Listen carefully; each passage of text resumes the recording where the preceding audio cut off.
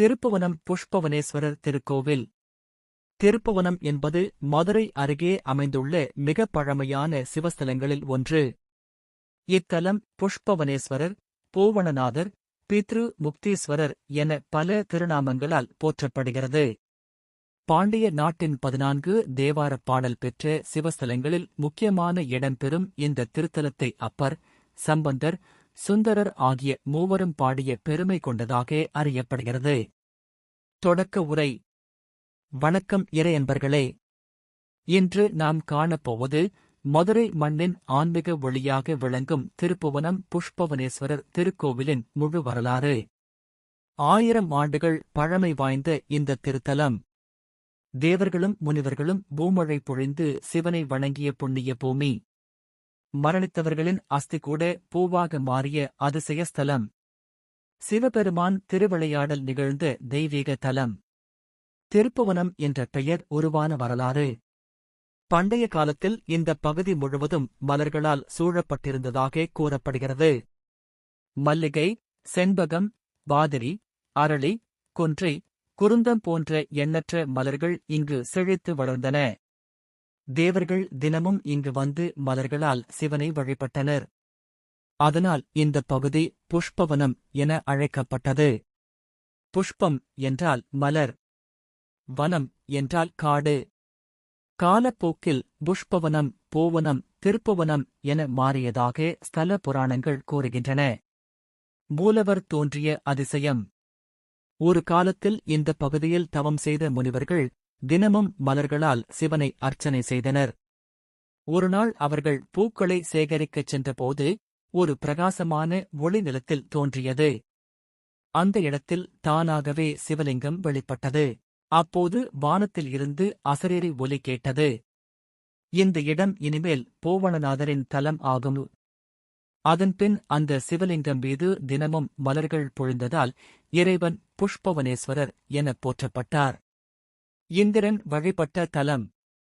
தேவர்களின் அரசனான இந்திரன் ஒருமுறை பெரிய தவறு செய்ததாக கூறப்படுகிறது.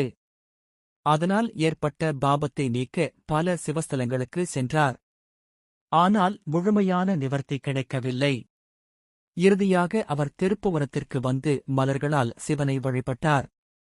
அப்போது சிவபெருமான் அருள் புரிந்து, மலர்களால் வழிபடும் பக்தர்களுக்கு நான் விரைவில் அருள் புரிவேன் என்று கூறினார். அதனால் இந்த தலம் புஷ்ப அர்ச்சனைக்கு மிக உகந்த தலம் என கருதப்படுகிறது. அஸ்தி பூவாக மாறிய அதிசயம்.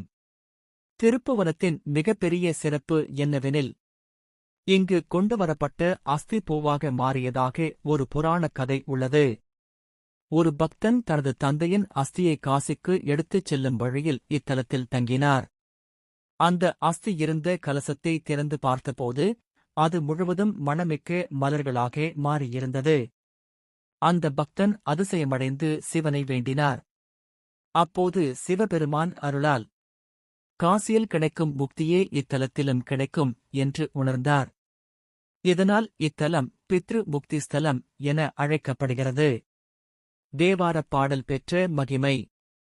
திருஞான சம்பந்தர், திருநாவுக்கரசர், சுந்தரர் ஆகிய மூவரும் இந்த தலத்தை பாடியுள்ளனர். சம்பந்தர் இந்த தலத்தை பற்றி பாடும்போது பூமணம் வீசும் புனித தலம் என்று புகழ்ந்ததாக கூறப்படுகிறது. அப்பர் பெருமான் இத்தலத்தின் சிவபக்தியைப் பற்றி பெரிதும் போற்றியுள்ளார். சுந்தரரும் இங்கு வந்து சிவபெருமானின் அருள் பெற்றதாக ஸ்தல வரலாறு கூறுகிறது. இதனால் பாண்டிய நாட்டில் மிக உயர்ந்த தேவார தலமாக திருப்புவனம் விளங்குகிறது. திருவிளையாடல் சம்பவம். மதுரை மீனாட்சி சுந்தரேஸ்வரரின் திருவிளையாடல்களில் ஒன்றாக திருப்புவனம் குறிப்பிடப்படுகிறது. ஒரு காலத்தில் வைகை நதி பெரு வெள்ளத்தில் கரை புரண்டது. அப்போது பக்தர்கள் கோவிலுக்குச் செல்ல முடியாமல் தவித்தனர். சிவபெருமான் முதிய சித்தர் வடிவில் தோன்றி மக்களை பாதுகாப்பாக கரை சேர்த்ததாக கூறப்படுகிறது. இந்த நிகழ்வு இன்றும் பக்தர்களிடையே பக்தி உணர்வோடு பேசப்படுகிறது. கோவில் கட்டிடக்கலை. திருப்புவனம் கோவில் பாண்டியர் கால கட்டிடக்கலையின் சிறந்த எடுத்துக்காட்டாக விளங்குகிறது. மிக உயரமான ராஜகோபுரம், அழகிய மண்டபங்கள், சிற்பக்கலை, கல்தூண்களில் செதுக்கப்பட்ட யாழிகள், நடராஜர் சன்னதி, சப்தமாதர்கள், சூரிய சந்திர சன்னதிகள் ஒவ்வொன்றும் 1000 ஆண்டுகளின் வரலாற்றை பேசுகின்றன. கருவறையில் இருக்கும் சிவலிங்கம் மிகவும் பழமையானதாக கருதப்படுகிறது. அம்பாள் சன்னதியில் உள்ள சௌந்தரநாயகி அம்பாள் பக்தர்களுக்கு கருணை அருளும் தாயாக விளங்குகிறார். இந்த திருத்தலம் வைகை நதிக்கரையில் அமைந்துள்ளது. வைகை நதி இத்தலத்திற்கு ஆன்மீக புனிதத்தை கொடுக்கிறது. முனிவர்கள் வைகையில் நீராடி பின்னர் சிவனை வழிபட்டதாக புராணங்கள் கூறுகின்றன. ஆடி அமாவாசை, மகாளய அமாவாசை போன்ற நாட்களில் ஆயிரக்கணக்கானோர் தர்ப்பணம் செய்ய இங்கு வருகிறார்கள். திருவிழாக்கள். மகா சிவராமன். முழு இரவும் அபிஷேகம், வேத மந்திரங்கள், தேவாரப் பாடல்கள் நடைபெறும். பிரம்மோற்சவம். தேர் திருவிழா மிக பிரசித்தி பெற்றது.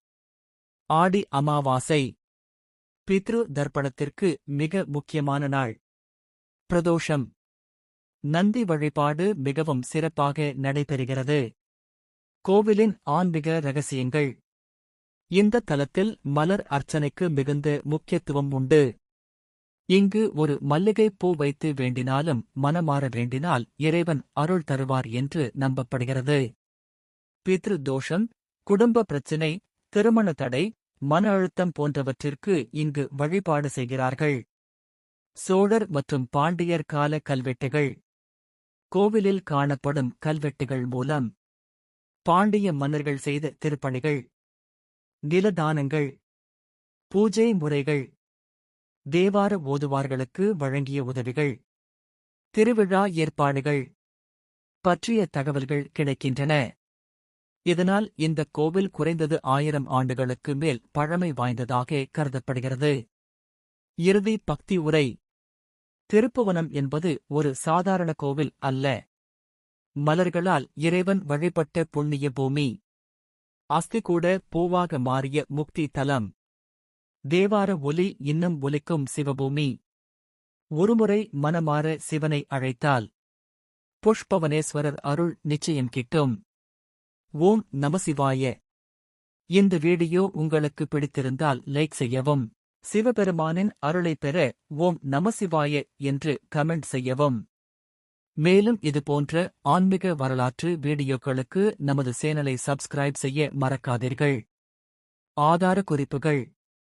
திருப்புவனம் புஷ்பவனேஸ்வரர் கோவில் பற்றிய வரலாறு, தேவார குறிப்புகள், ஸ்தல புராண தகவல்கள் ஆகியவை தமிழ் ஆன்மீகத் தளங்கள் மற்றும் கோவில் வரலாறு ஆதாரங்களிலிருந்து தொகுக்கப்பட்டது.